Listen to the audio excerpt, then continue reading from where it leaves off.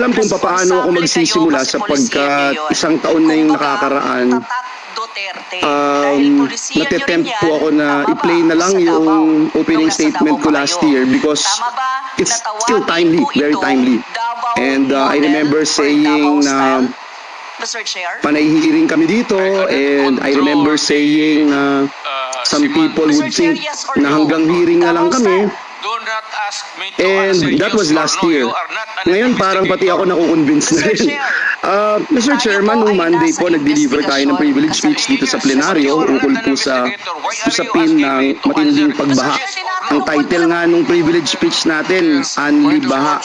Kaya nagpapasalamat tayo kay Chairman Revilla sa pagpapatawag muli ng pagdinig nito. Sana po itong Anli hearings tungkol sa Anli Baha magkaroon na ng pangmatagalang solusyon.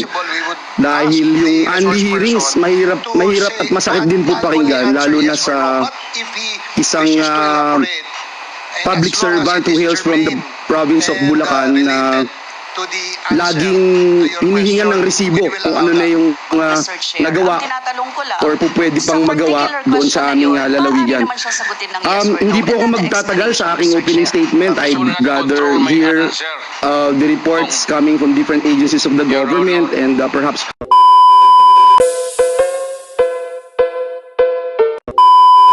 dun sa privilege speech natin nitong nakaraang Lunes. Nais po nating malaman yung mga sumusunod, no?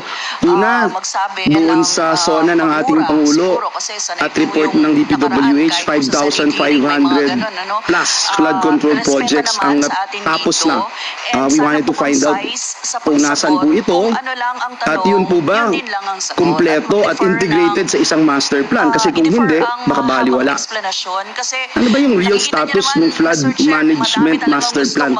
Pinakitaan po ako ni Senator Amy noong 1972 na meron pong Executive Presidential Decree number 18 na imagine po, nag-establish na ng Metropolitan Manila Flood Control and Drainage Council. And the chairman kanina made mention about the 1.14 trillion pesos na ginastos natin the past 10 years. Inaaral ho natin gusto yung mga budget ng iba't ibang ahensya ng pamahalaan. Pagsamahin na natin ng DPWH, climate change, MMDA, DENR, etc. Tumataginting po na 1.44 billion pesos a day. And I quote, 1,440 million a day na flood control project. I mean, gaano mo kaya kasakit ito pagka ikaw ay hanggang ngayon may tubig baha sa loob ng bahay mo, wala kang kuryente, pag magtitimpla ka ng kape, lulusong ka sa baha dahil bababa ka ng bahay mo.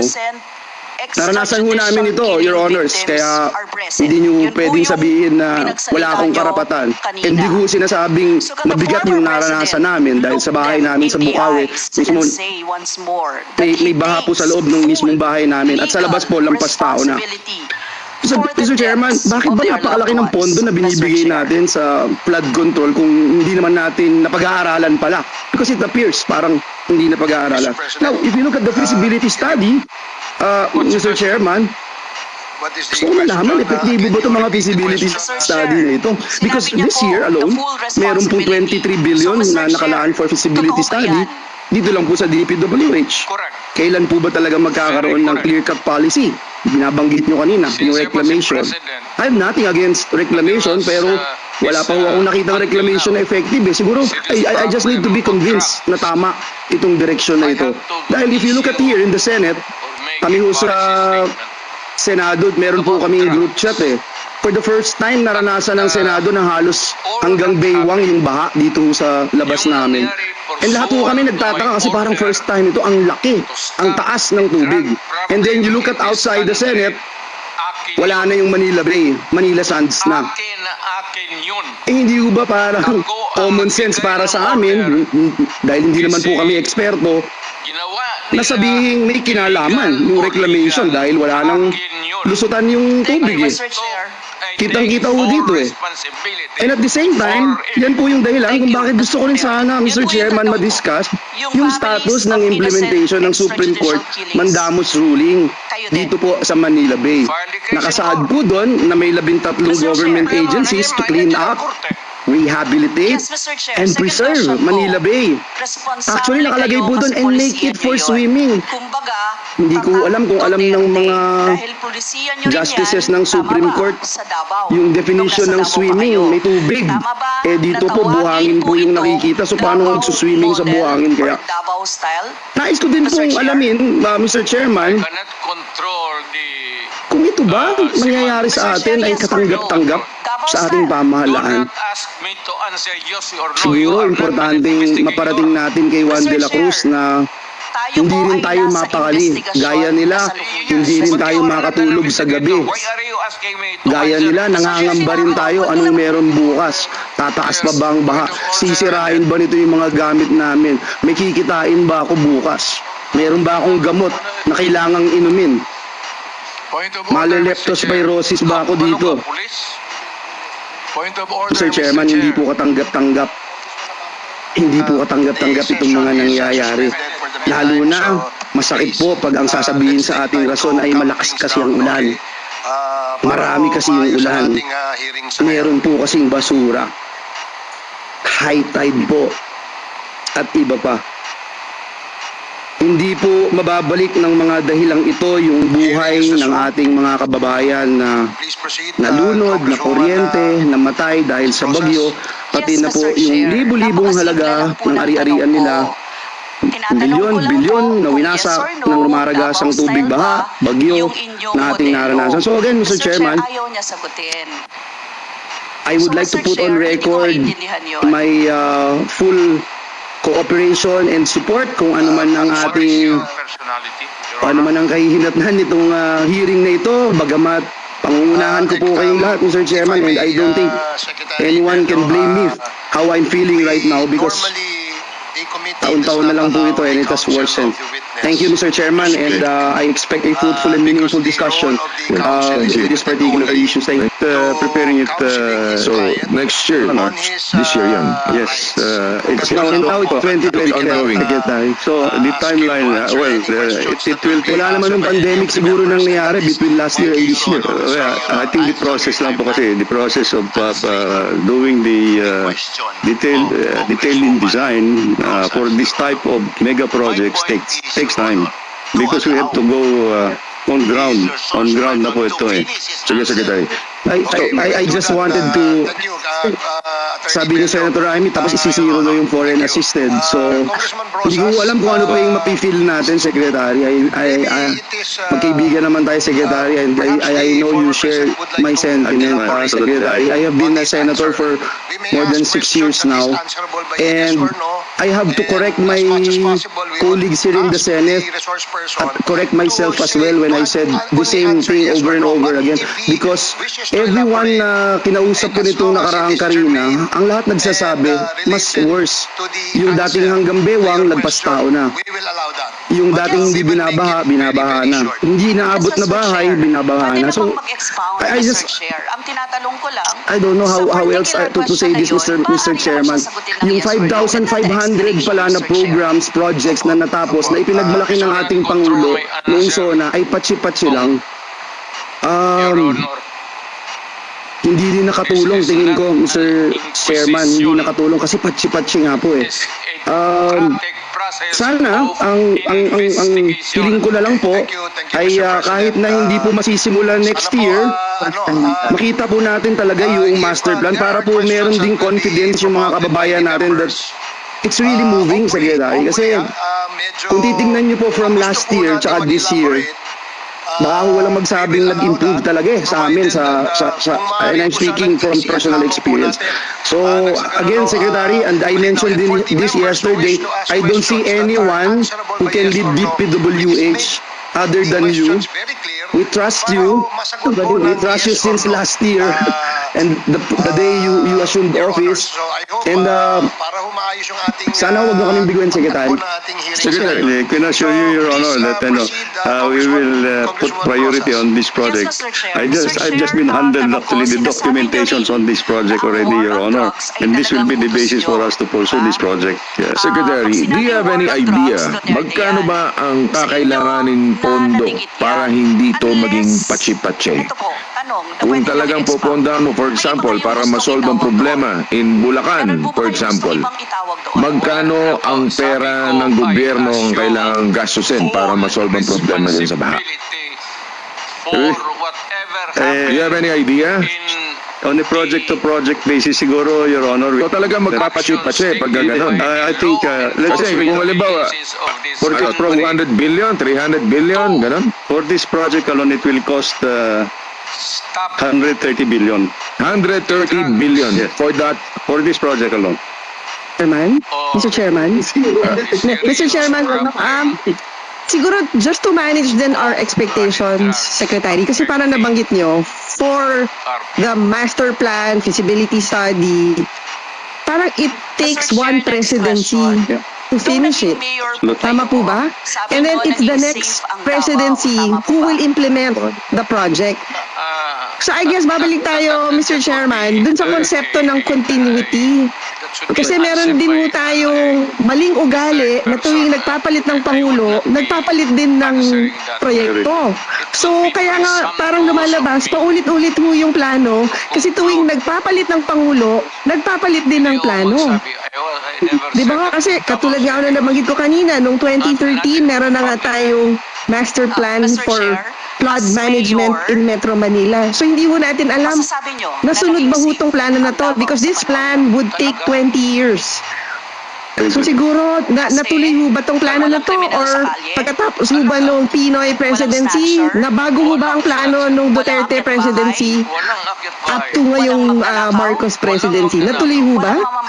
Your Honor, tuloy-tuloy po yung master plan for Metro Manila. So yun So ito ho na-i-implement. Yes po. Yes. Thank you, Mr. Chairman. Last, no? Feasibility study ako, Mr. Chairman, just share to the body. Nag-fund po ako ng feasibility study. It took them 2 years, Mr. Chairman. And I mentioned this last year also. 2 years po, alam din ng Secretary, it was not his term then. 2 years yung feasibility study. Yung nagawa po yung feasibility study, hindi rin po in-implement, Mr. Chairman. Tapos, noong pinag-usapan namin ni Secretary, I remember that day, Mr. Secretary, when we talk about it. And ang sabi, kulang-kulang yung feasibility study kaya hindi ma-implement dahil hindi din magiging integrated o wala ding impact. 2 years po yung hintay ko nun Mr. Chairman. Ako pa po yung nag-push para mapondohan yun. Hindi din po in-implement dahil kulang. Sino yung nag-feasibility study? Sila. Sino yung nagsabing kulang? Sila din po. Sana, Secretary, makita natin itong ganito kasi kung 23 billion po yung feasibility study proposal for NEP this year. We wanted to find out, no? Kasi ang hirap po ng Mr. Chairman, napakahirap talaga natanggapin eh. Yung 5,500 kunyari na programs, parang lumalabas. Kaya natin ito ginawa dahil ito yung maliliit. Kaya patsi-patsi. Pero yung malalaki, sana, Secretary, magsalita din po kayo. Kasi yung malalaki hindi pinondohan. Siniro. Yun ang sabihin nyo sa buong Kongreso. Kaya maliliit yung ginagawa namin. Kaya sa totoo lang, wala ko talagang impact. Yun yung lumalabas, Mr. Chairman. Thank you, Mr. Chairman. Thank you, Secretary. Gusto mo sumagot? Importance of being integrated doon sa mga plano at projects ng gobyerno sa flood control. Ang capacity po of one trash truck is 20 tons of garbage. And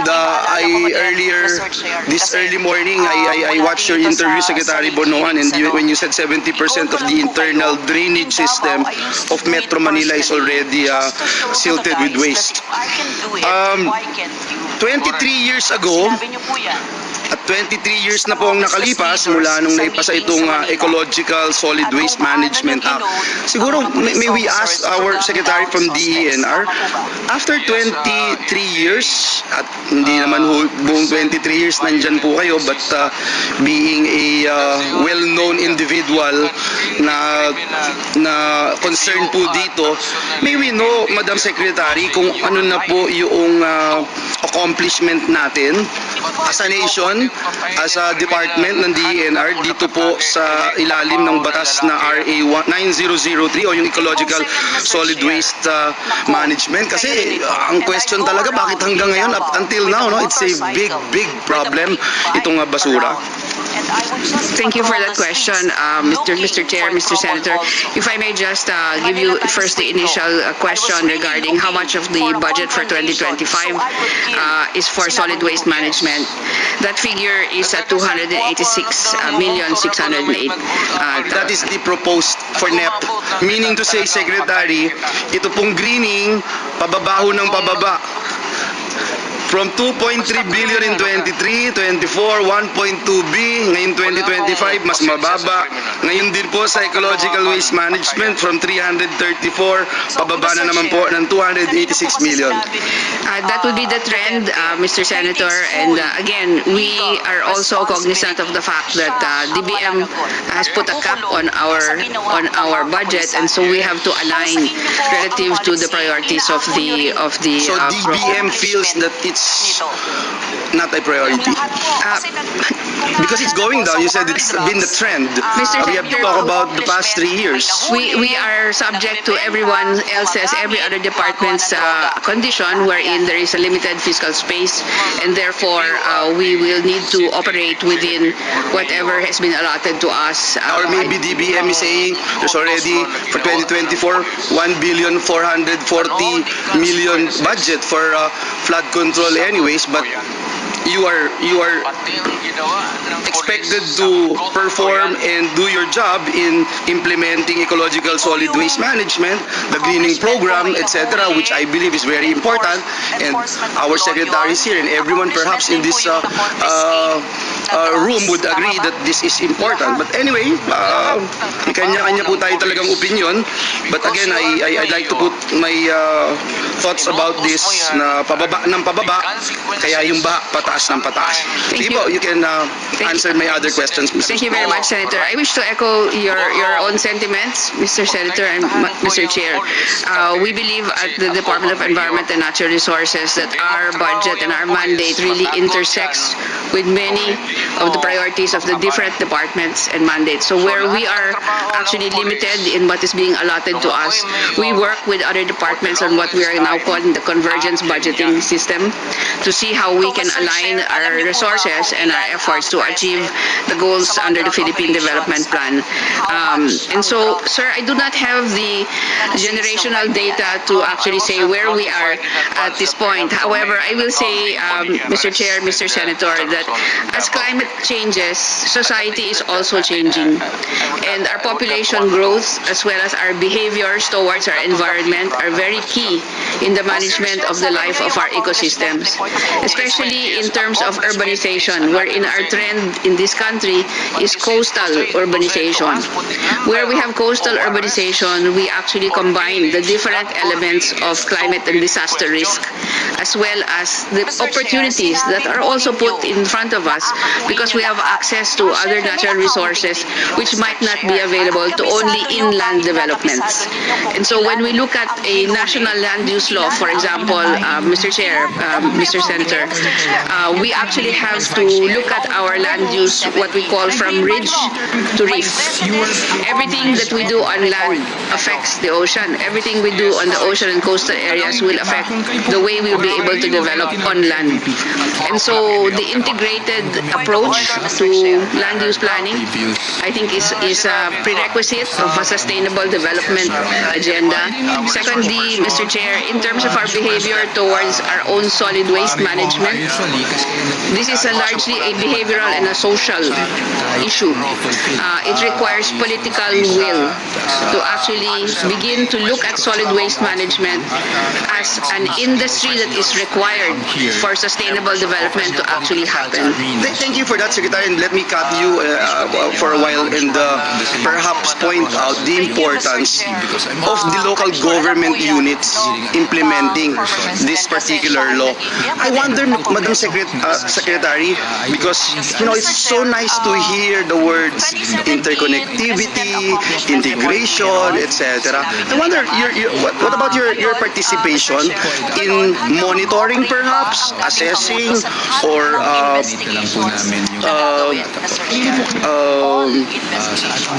evaluating the performance of local government units in, for example, if DILG would continue and they would be serious in filing charges sa mga LGU officials, sa LGUs na hindi nagpapatupad nito, malaki kaya yung na danyos o yung problema na naging problema natin sa baha, because si Secretary Bonoan nga made mention about it na 70% of internal drainage system ng Metro Manila just 70%. That's unbelievable. So there must be some sort of accountability from the LGU rin. Do you even push the ILG to implement and enforce the law, monitor, assess their performance? Madam Secretary. Yes, thank you for that question, Mr. Chair, Mr. Senator. Yes, the DNR actually provides technical assistance, capacity building, even equipment support. We have turned over very recently, for example, 11 backhoes to different LGUs in Metro Manila in order for them to actually work on their own dredging activities. We are here to support the ILG and the LGU specifically in their own specific solid waste management plans. Meron po silang plano, sinasubmit po nila lahat yan into the National Solid Waste Management Council. So in terms of implementation, ito po yung papel ng DNR. Equipment support, technical capacity building, technical assistance. The final implementation po, of course, will be with the frontline element, which will be the LGU. Kasi po, Madam Secretary, kaya ako nasabi parang ang daming LGUs na naka-awardan, Seal of Excellence, etc. Taon-taon, nakikita ko may mga malalaking tarpaulin pa natatawa si dating Mayor JB Ayers ito. Ang dami gusto nyo, picturean ko, padadala ko din sa inyo. Pero kung na-implement ba nila, baka din sa sinasabi ni Secretary na 70% na internal drainage system natin na puno ng basura, hindi nila na-implement. Pero ang daming tarpaulin na Seal of Good Governance, etc.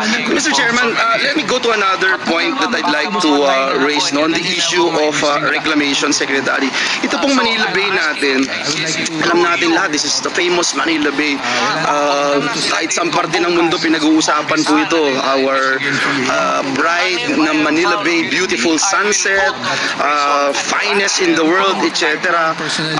I feel that it's our pride, no? Having studied abroad, going around different countries of the world, iba pride natin Tapos, ngayon, pag tumitingin po tayo, and lagi ko ito nasasabi, may kurot na po sa puso pagka tumingin ka sa Manila Bay. Kasi, again, wala na Parang yung Manila Sands, parang naging Suez Canal na tong Manila Bay Dati may Battle of Manila Bay, noong panahon ng labanan ng Amerika at Espanya. Alam kung paano ako magsisimula sapagkat isang taon na yung nakakaraan.